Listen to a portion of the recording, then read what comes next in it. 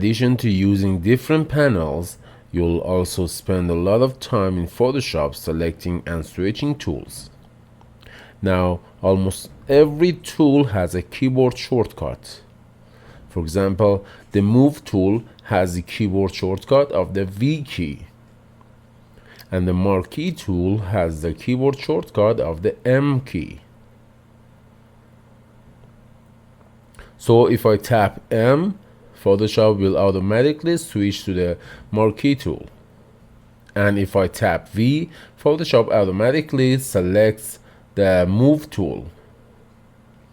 Almost all the tools, the ones with the triangles in the lower right corner, have nested tools. We can click and hold to see all of the nested tools and their keyboard shortcuts. You can select the nested tools from the flyout, or you can use the keyboard shortcut to select them. So if I tap L, that would select the lasso tool. But if I want to cycle through the nested tools, then I'll add the Shift key and tap L, and that will cycle us through the different tools. If you hover over a tool, Photoshop will show a tooltip. However, in previous videos, I turned off the tooltips. But if you go under the Photoshop Edit menu, and then Preferences, and then Tools, and then you can enable these tooltips. You can also show rich tooltips, but for now, I'm going to leave both of them turned off. If you don't like the default order of the tools, or if you want to hide some of the tools that you don't use very often, you can customize the toolbar. You can either select the three-dot icon on the toolbar and choose Edit Toolbar, or you can go under the Edit menu and choose Toolbar. Here we can spread out tools. So for example, if I want the rectangular marquee tool and the elliptical marquee tool to no longer be nested, I can just drag up, and now we see it has its own place on the toolbar. I can also remix or rearrange the tools. If I wanted, for example, the lasso tool to be with the Move tool, I could drag it up and nest it with that tool. If there are tools that I don't use, I can drag them from the toolbar area to the extra tools.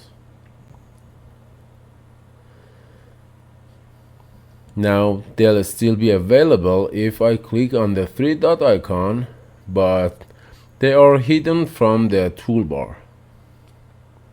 I can also change these shortcuts for any of the tools that I want. So for example, if I wanted to change the rectangular marquee tool from M to Y, I can just highlight it and then tap Y.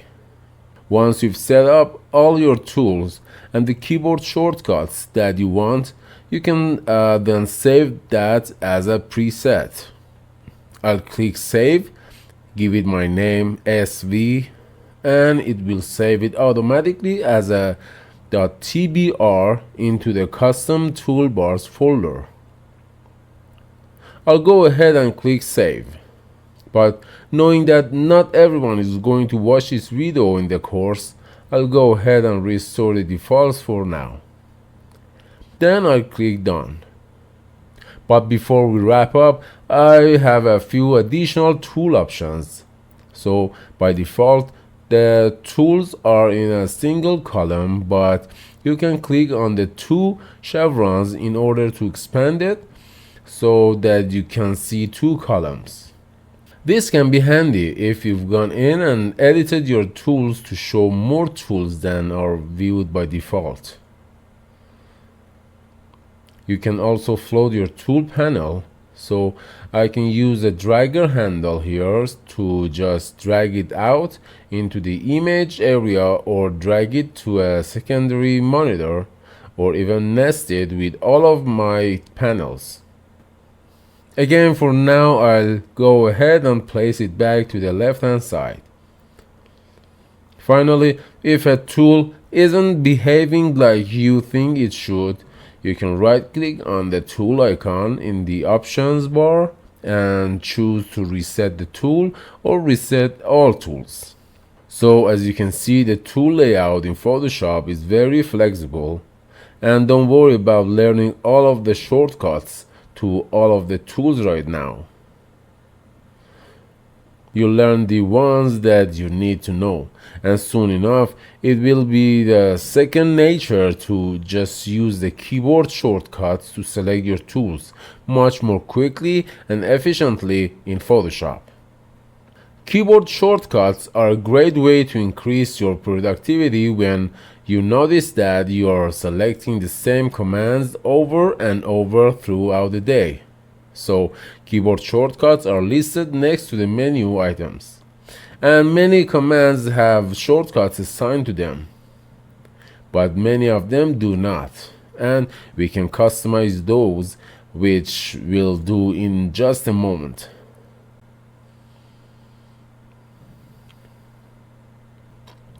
Now, one of the commands that I use over and over during the day is I go back and forth between viewing all of my images and just seeing one of the images. So under the window menu, arrange, I don't want to have to continually return here to change between consolidate all to tabs and tile. So I'll select the edit menu and then choose to edit my keyboard shortcuts. I'll make sure that I'm editing the shortcuts for application menus, because you can also edit for shortcuts for your panel menus, your tools, and your task space. Then I will scroll down until I see the window menu, use the disclosure triangle, and then scroll down again to see all of the different options. Here we can see the tile option and the consolidate to tabs. So when I want to tile my images, I want to use the keyboard shortcut Ctrl+Shift+T. So I'll click to the right and then use the keyboard to type that in. Photoshop is going to warn me that keyboard shortcut is already in use, but I rarely use edit transform again, so I'll go ahead and accept that.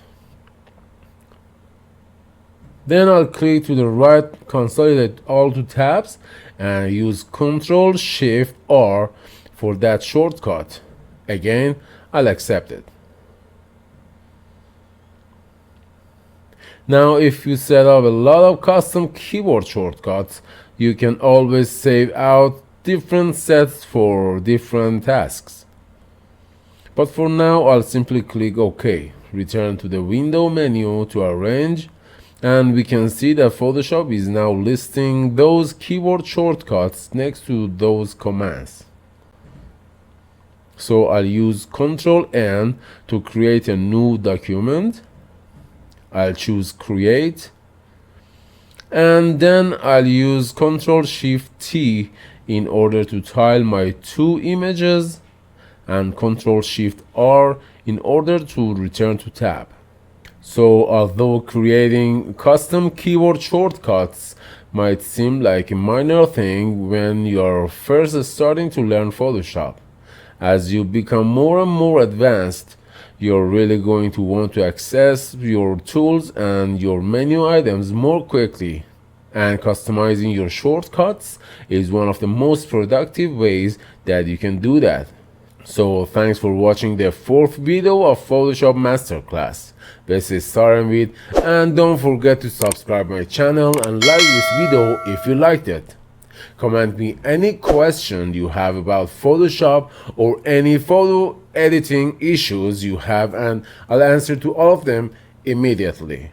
And like always, this is Saranvid, and I wish you the best and peace together.